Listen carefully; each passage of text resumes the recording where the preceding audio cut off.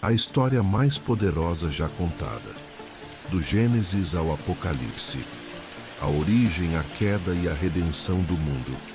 Reinos vão cair, profecias atravessarão séculos e um sacrifício mudará tudo. Uma jornada de fé, amor e perseverança. Veja agora um resumo dos principais eventos narrados no livro da Palavra de Deus, a Bíblia Sagrada. Porque esta não é apenas uma história, é a verdade que atravessa os tempos. No princípio, não havia som, nem forma, nem tempo, apenas o vazio. E Deus, com uma palavra, ele rasgou a escuridão. Haja luz. E a luz nasceu, separando dia e noite como véus de fogo e sombra. Ele ergueu os céus como um manto, firmou a terra sobre o abismo e ordenou que as águas se recolhessem, revelando o chão seco. Plantas brotaram, estrelas dançaram no firmamento, e os animais preencheram os mares e campos. Mas ainda faltava algo. No sexto dia, Deus curvou-se sobre o pó e ali, com suas próprias mãos, moldou o homem. Um corpo de barro simples e frágil, até que o sopro do Eterno o preencheu, e o homem abriu os olhos. Foi ali que começou a história da humanidade, com um suspiro divino no silêncio do mundo novo. Mas Adão não estava completo. Em meio à beleza do Éden, ele deu nome a todas as criaturas, mas nenhuma era como ele. Então Deus o adormeceu e fez nascer a mulher, Eva, não feita do barro, mas da costela do próprio homem.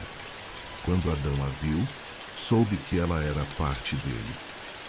Juntos caminharam entre rios, árvores e animais selvagens. Deus os visitava no fim do dia. Havia paz, inocência e comunhão. Mas havia também um limite, uma árvore, um fruto, uma ordem. Não comam. Foi então que a serpente falou, e Eva ouviu.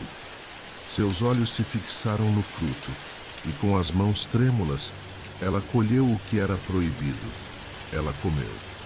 E Adão, ao seu lado, também comeu. O mundo estremeceu. A vergonha os cobriu como um véu. A voz de Deus ecoou, e eles se esconderam. Pela primeira vez o homem fugiu do Criador. O paraíso, antes cheio de vida, agora se fechava atrás deles.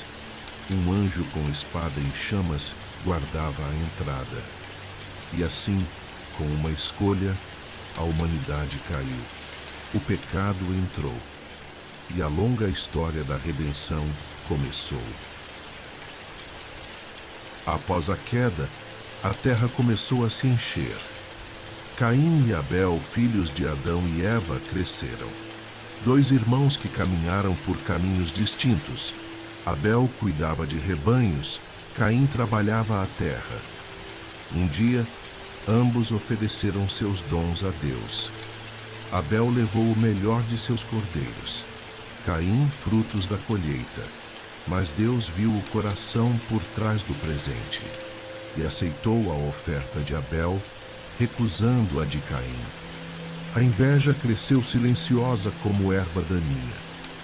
O rosto de Caim se fechou. Suas mãos se tornaram pesadas.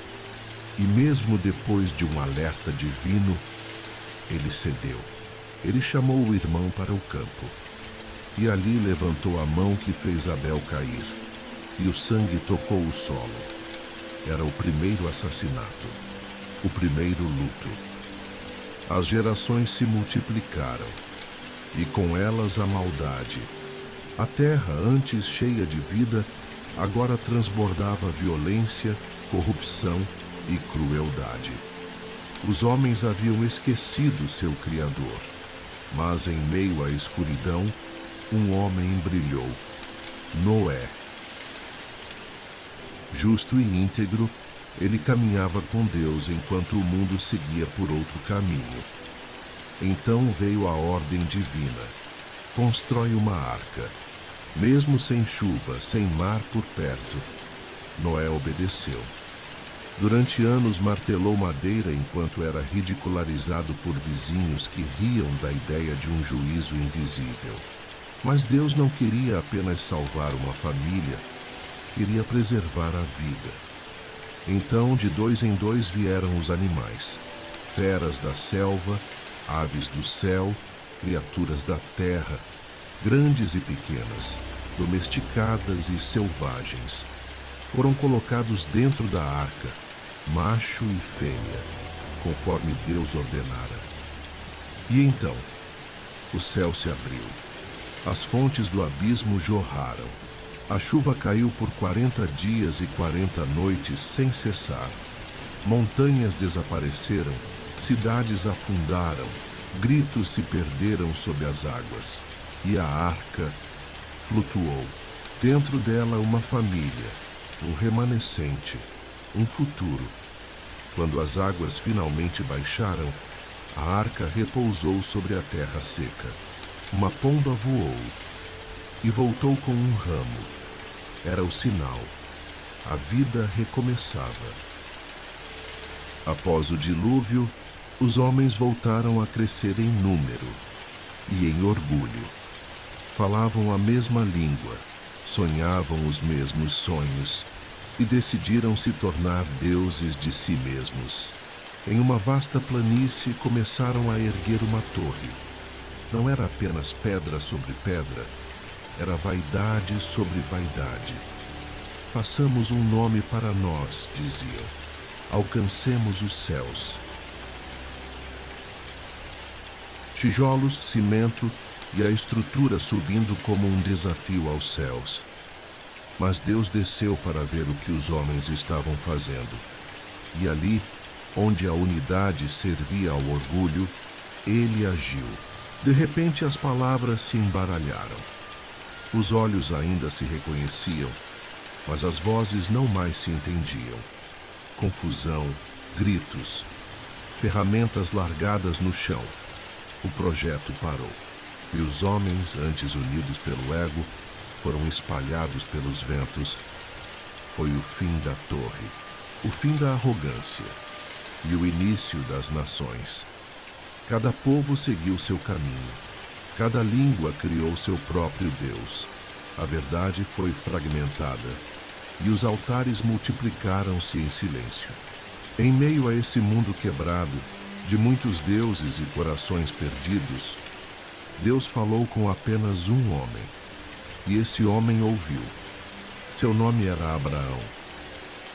Sai da tua terra, da tua parentela, e vai para o lugar que eu te mostrarei. Assim começou uma nova jornada. Não mais de torres feitas por orgulho, mas de fé erguida sobre promessas eternas. Não houve mapa, não houve garantia, apenas uma promessa. Farei de ti uma grande nação. E ele partiu. Deixou sua casa, suas raízes, sua segurança, caminhando por desertos apenas guiado pela voz do invisível. Os anos passaram. A velhice chegou. O ventre de Sara, sua esposa, permanecia estéril. Mas mesmo assim, ele não deixou de crer. E quando tudo parecia impossível, nasceu o menino, Isaque. A promessa viva em forma de carne e sangue. Abraão não foi apenas pai de um filho, tornou-se pai da fé. Sua obediência se tornou alicerce para reis, profetas e para a história da redenção. Gerações depois, outro homem também seria provado. Vendido como escravo pelos próprios irmãos, José foi levado para uma terra estrangeira, o Egito. Com sabedoria, fidelidade e coragem, José interpretou sonhos, conquistou a confiança do faraó e foi exaltado ao posto de governador do Egito, a segunda autoridade mais poderosa do império. No auge do poder, reencontrou os irmãos que o haviam traído. Eles estavam famintos, desesperados. José, porém, não retribuiu o mal com o mal. Em vez disso, escolheu perdoar, acolher e alimentar sua família. Os anos se passaram. Seus descendentes cresceram, multiplicaram-se e tornaram-se uma nação.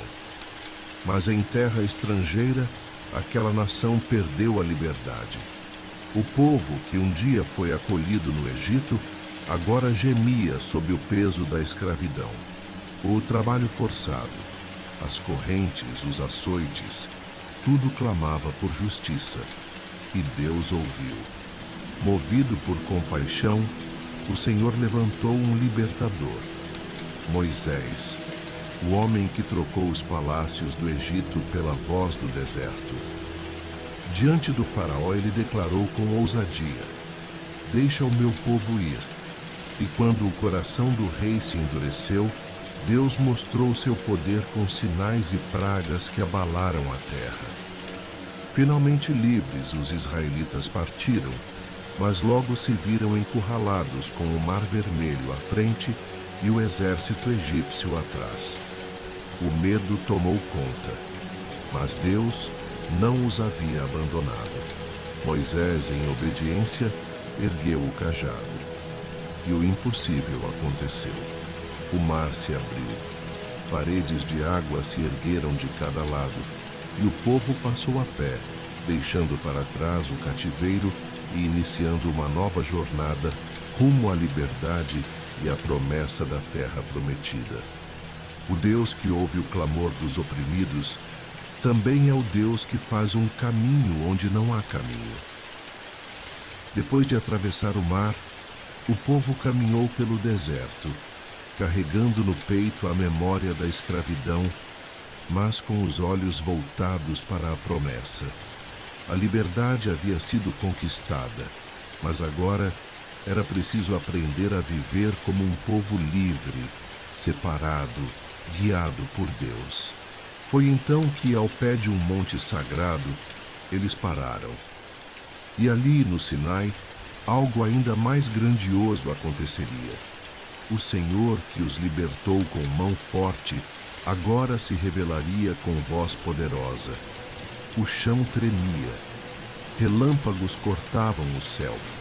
Um povo, reunido ao pé do monte, aguardava com temor e reverência. Naquele lugar sagrado, o Senhor chamou Moisés para subir. Ele permaneceu por 40 dias e noites diante da glória divina. E então, Deus entregou a ele as tábuas da aliança, escritas pelo próprio dedo de Deus. Nelas estavam os 10 mandamentos, não apenas regras, mas princípios eternos. Palavras que revelavam o caráter de Deus e apontavam o caminho da vida. Um código moral que separaria Israel das demais nações. Os anos se passaram, e quando Moisés cumpriu sua missão e partiu, era hora de um novo líder se levantar. Foi então que o manto da liderança passou para Josué, um homem de coragem, fé e obediência. Com o coração firme na promessa, Josué conduziu Israel rumo à terra que havia sido prometida séculos antes a Abraão. Mas antes de tomar posse da herança, um obstáculo grandioso se erguia diante deles: Jericó, uma cidade fortificada, com muralhas altas e intransponíveis. Deus, porém, não age pelos caminhos humanos. Em vez de espadas, ele ordenou trombetas. Em vez de guerra, silêncio e obediência. Por 6 dias, o povo marchou ao redor da cidade em silêncio. No 7º dia, ao som das trombetas e ao grito do povo, as muralhas ruíram diante dos olhos de todos. A vitória não veio pela força, mas pela fé. E com Jericó vencida, Israel começou a tomar posse da terra prometida. A promessa feita a Abraão, de uma terra para seus descendentes, começava enfim a se cumprir diante de seus filhos. Um novo capítulo se abria. O tempo da conquista havia chegado. Mas mesmo com a terra habitada, o coração do povo ainda precisava de direção. Reis se levantariam, juízes seriam enviados, e Deus continuaria a agir através dos improváveis. Foi nesse cenário de desafios e conflitos que surgiu um novo protagonista da história sagrada. Não era um general experiente, nem um guerreiro renomado. Golias, o gigante filisteu, se colocava dia após dia diante do povo e desafiava: quem se atreve a me enfrentar? Ninguém ousava, exceto um: Davi. Com seu estilingue na mão e 5 pedras no alforje, ele não confiava em sua força, mas na fidelidade do Deus que o acompanhara nos campos e o livrara de leões e ursos. Num instante a pedra voou, e no outro, o gigante já estava caído. A vitória não veio da experiência, nem do tamanho, nem do poder humano. Veio da fé, da certeza de que, quando Deus está com alguém, até o menor pode derrotar o maior. Davi não apenas venceu Golias, ele se tornou o símbolo de que Deus escolhe os improváveis para realizar o impossível. E sua história não terminou naquele campo de batalha. Anos depois, o pastor se tornou rei, e o trono de Israel foi fortalecido por suas conquistas e sua adoração. Mas seu maior legado não seria apenas militar, seria espiritual. Foi de sua linhagem que veio Salomão, seu filho. E assim como o pai enfrentou gigantes com fé, o filho enfrentou o peso da liderança com humildade. Ainda jovem, diante da imensa responsabilidade de governar o povo de Israel, Salomão clamou a Deus com humildade. Poderia ter pedido riquezas, vitórias ou fama, mas pediu sabedoria. E o Senhor se agradou do seu coração. Salomão se tornou conhecido em toda parte pela profundidade de sua mente e pela justiça de suas decisões. Reis e rainhas de terras distantes vinham ouvir seus conselhos. Seu reinado foi um tempo de estabilidade e esplendor em Israel. Mas os dias de ouro não duraram para sempre. Com o passar do tempo, os corações se afastaram. A mesma nação que havia experimentado a presença de Deus no templo passou a buscá-lo cada vez menos. Então Deus enviou profetas, vozes solitárias que clamavam no meio da multidão, homens comuns com mensagens eternas, mas foram rejeitados. Jerusalém caiu, os muros foram derrubados e o povo levado cativo para a Babilônia. Mesmo assim, Deus não havia abandonado seu povo. Mesmo longe da terra prometida, havia corações que permaneciam fiéis. Entre eles estava Daniel. Seu corpo estava na Babilônia, mas seu coração permanecia em Deus. Por isso, foi lançado na cova dos leões. Mas Deus fechou as bocas das feras. Seus amigos, Sadraque, Mesaque e Abed-nego, se recusaram a se curvar diante da estátua do rei. Foram lançados em uma fornalha ardente, mas não foram consumidos. Alguém caminhava com eles no fogo. Alguém como o Filho de Deus. Mesmo em cativeiro, Deus permaneceu presente. Mesmo entre as cinzas do julgamento, sua fidelidade brilhou como ouro purificado no fogo. O exílio não foi o fim. Foi o solo onde a esperança foi provada e preservada. Entre os escombros de uma cidade devastada e os lamentos de um povo cativo, a voz dos profetas ecoou como um sussurro persistente de Deus no meio do caos. Um dia, a luz voltaria a brilhar. Eles anunciaram com convicção e coragem que um Messias viria.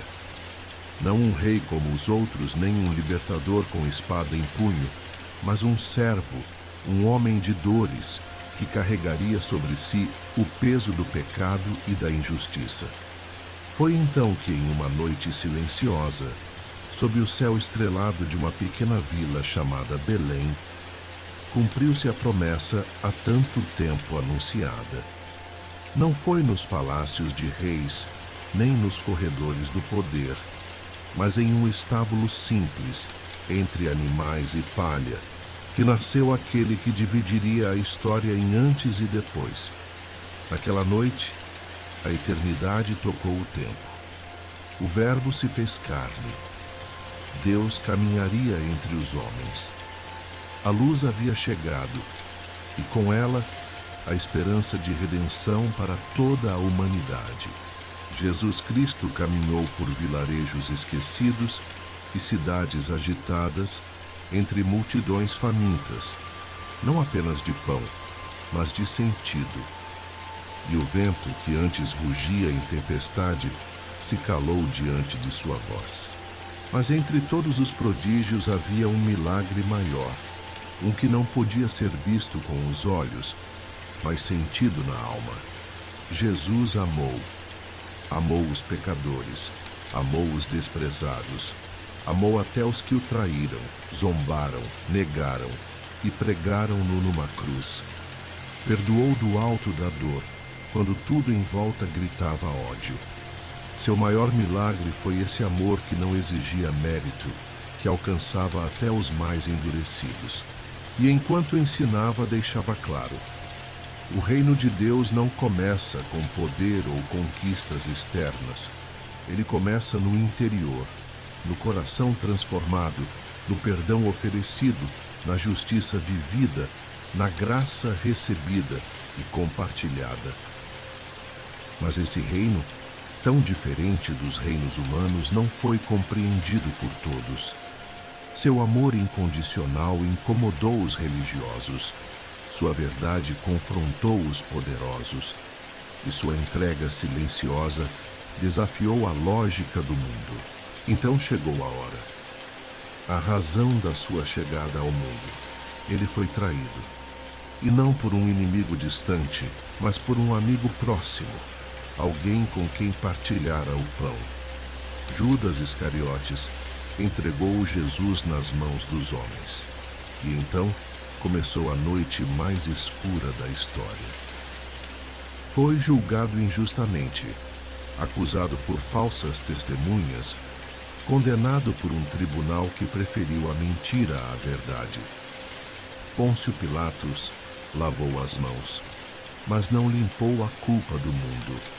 O povo, aquele mesmo que dias antes o aclamava com ramos e hosanas, agora clamava: crucifica-o. Levaram-no até o Gólgota. Pregaram-no numa cruz entre ladrões como se fosse o pior dos criminosos. Coroaram-no com espinhos. Zombaram de sua realeza.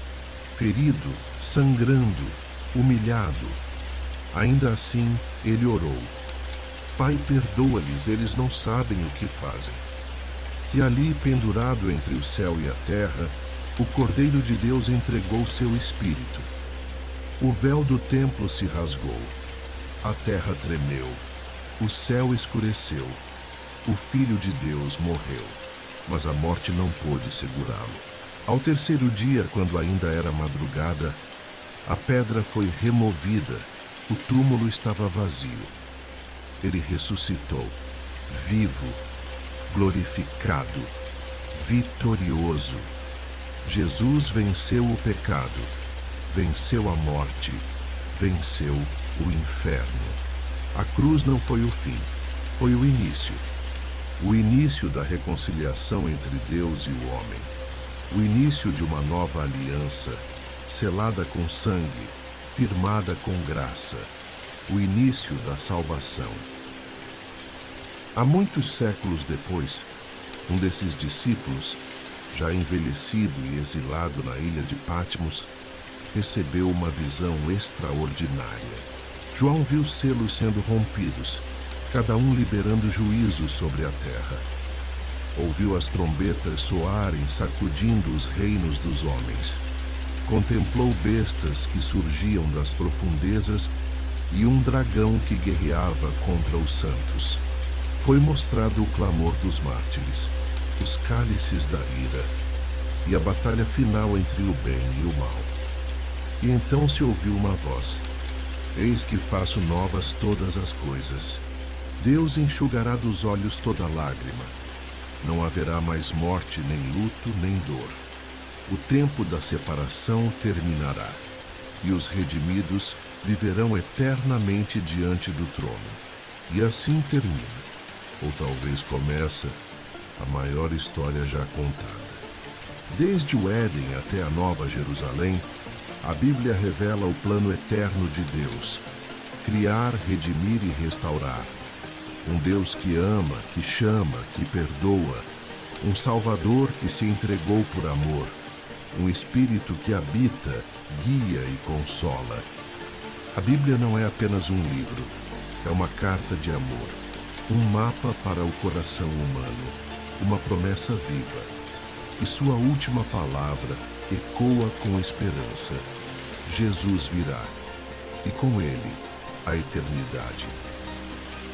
Seja muito bem-vindo ao Atlas da Fé. No próximo vídeo, vamos contar a história de Jesus. Fique com a gente para acompanhar com mais detalhes toda a saga do Filho de Deus. Seu nascimento, envolto em simplicidade, mas cercado de glória. Seu crescimento em graça diante de Deus e dos homens. A missão que mudou o curso da humanidade e sua entrega voluntária na cruz, com a vitória sobre a morte na ressurreição. A cada episódio, vamos caminhar lado a lado com aquele que é o caminho. Inscreva-se no canal, ative as notificações e prepare o coração. A história mais poderosa já contada está apenas começando.